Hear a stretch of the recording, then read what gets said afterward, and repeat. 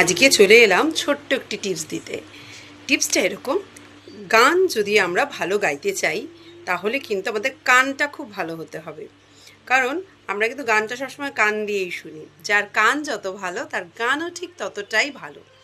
ধরে নিন আমরা একটা গান গাইছি নর্মালভাবে, মানে আমি দুটোর মধ্যে পার্থক্যটা বুঝিয়ে দিচ্ছি।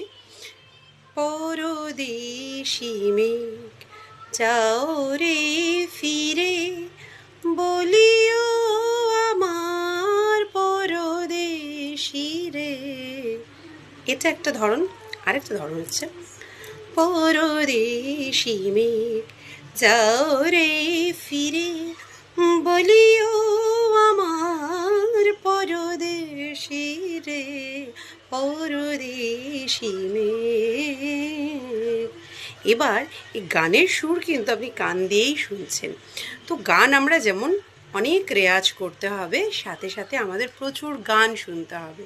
কারণ যত আমরা শুনবো আর কি বিভিন্ন ধরনের বা বিভিন্ন শিল্পীর একই গান, তো শুনতে শুনতে কিন্তু আমাদের সেক্ষেত্রে মানে জিনিসগুলো রপ্ত হতে থাকবে।